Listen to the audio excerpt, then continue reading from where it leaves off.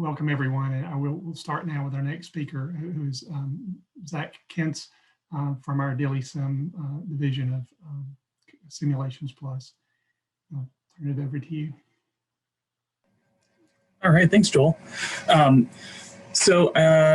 will be going through a poster that we presented at the liver meeting in 2020 that is discussing some of our mathematical modeling work in our NAFLDsym platform with Genentech in support of assessing their compound and kind of getting at the mechanisms of action, in particular the role of adiponectin in reducing liver steatosis.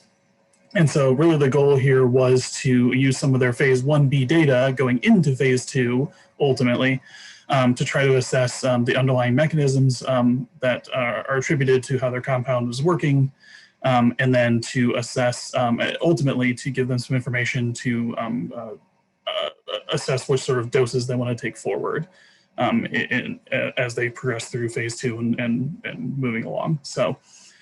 That's sort of the overall broad story, and as you can see, sort of the broad poster will dig into some of the underlying NAFLDsym mechanisms, the model, and how we implement the treatment within NAFLDsym, and then sort of how we did predicting the model responses versus clinical data.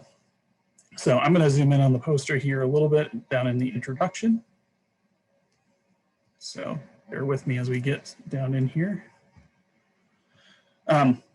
So the introduction in the lower left here, so their compound is a sort of a FGF21, it has effects similar to FGF21 in the body, and it interacts with the FGFR1 beta-klotho receptor, and that has been shown to be effective at reducing liver fat in non-alcoholic fatty liver disease patients in a phase 1b study. And that was presented in one place that was presented is at AASLD in 2019. And I think there are some more recent publications to that effect as well. The FGFR1 receptor beta-klotho, those are primarily expressed in adipose rather than liver. And so that's actually one of the key interesting features of digging into the mechanisms of action, which suggests this role for adipokine mediators like adiponectin in dictating the particular way their compound manifests changes in the body and ultimately in liver fat. And adiponectin levels have been shown to increase as their compound is on board. And so we can model adiponectin changes and ultimately downstream liver effect changes. And to do that, we utilize NAFLDsym, which is a QSP model of NAFLD physiology that we have been developing at DAILYsym Services as part of Simulations Plus. And we've employed that to evaluate the plausibility of these adiponectin increases mediating this reduction in liver fat that we're seeing it with this particular treatment. So kind of going into the details of NAFLDsym and then layering on how we modeled this particular treatment, I'm going to go up into this middle column here, and we'll start at the top. And again, the figures, I'm going to zoom in one more time here just so we can see this diagram a little bit larger. All right. I think actually one more here. So NAFLDsym incorporates liver physiology and liver pathophysiology for non-alcoholic fatty liver disease. And in this condition, individuals accumulate fatty acids in the liver that ultimately cause hepatocytes to die and induce inflammation, and that causes stellate cell activation, which leads to deposition of collagen, ultimately fibrosis, scarring, and non-functional liver activity.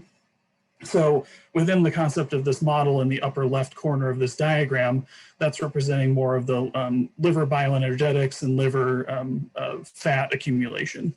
And you can kind of imagine here the red portion in particular is the maybe more damaging portion. So if saturated fatty acids accumulate, that leads to RNS-ROS production, ultimately apoptosis of hepatocytes, and that's marked in a few different ways, but in terms of driving the pathophysiology in NAFLDsym, that releases extracellular vesicles that will kick off the immune activity.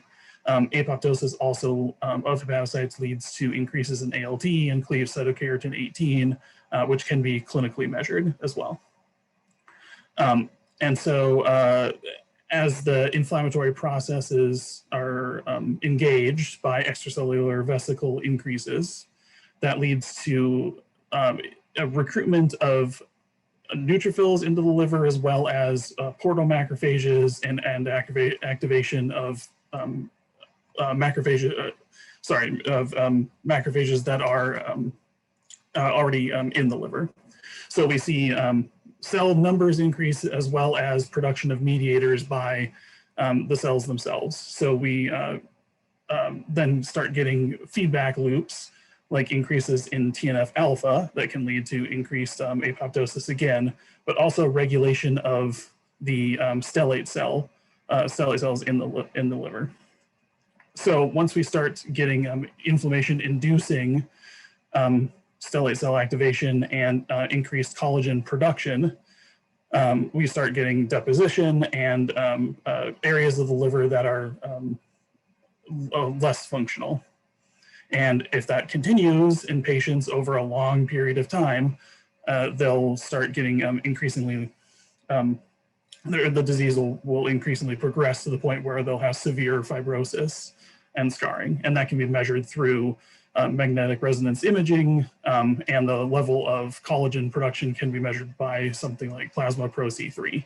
And all these sort of clinical outputs or clinical relevant endpoints are modeled within NAFLDsym. So that's the base core of the model. And you can see by all of the boxes and arrows that there are a number of different pathways represented within the software itself that we can modulate with a treatment. So to that end, this particular compound interacts with a few different pathways within the liver, as well as I sort of indicated, the adiponectin increase that is outside of the liver. So if we go to the representation of Genentech's compound, it starts down in this FGF21 location at the bottom of the diagram. So their compound acts like if you had an increase in FGF21 and it intersects with it, or it acts on this FGF20 receptor beta-klotho on the adipose tissue. And there are two effects of increases there. First, there is a plasma triglyceride uptake into the adipose.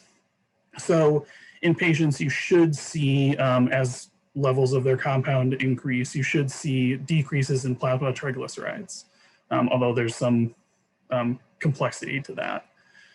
You'll also see increases in plasma, or increases in adiponectin released from the adipose tissue. That increase in adiponectin released from adipose tissue then ends up interacting with the liver. So that adiponectin, there's a receptor in the liver that activates AMP kinase, and that has downstream effects of inhibiting de novo lipogenesis, ultimately inhibiting liver triglyceride production, inhibiting fatty acid oxidation, and to some extent inhibiting VLDL triglyceride secretion from the liver. And so if we combine these four pathways, that's ultimately blocking various forms of either liver fat production, increasing oxidation of liver fats, or changing the liver triglycerides, which are what are measured by which are really what end up being measured by certain scans and what can damage the liver.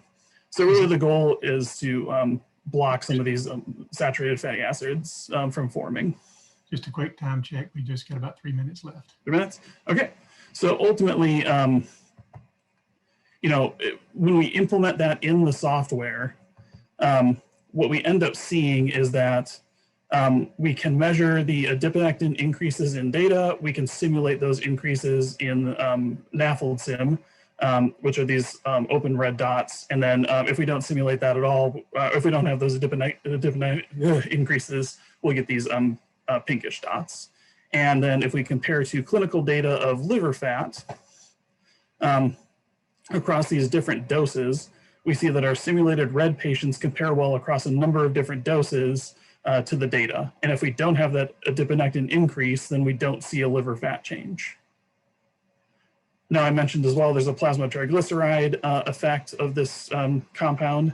And we do see that if we don't have adiponectin versus adiponectin changes on board, there are similar sorts of simulated changes in plasma triglycerides that are comparable to data. Plasma triglycerides are a little bit variable, but ultimately, we do see changes that you would expect as dose levels increase. So ultimately, this supports that adiponectin-mediated changes in liver fats that we can measure in a dose-dependent way due to this compound.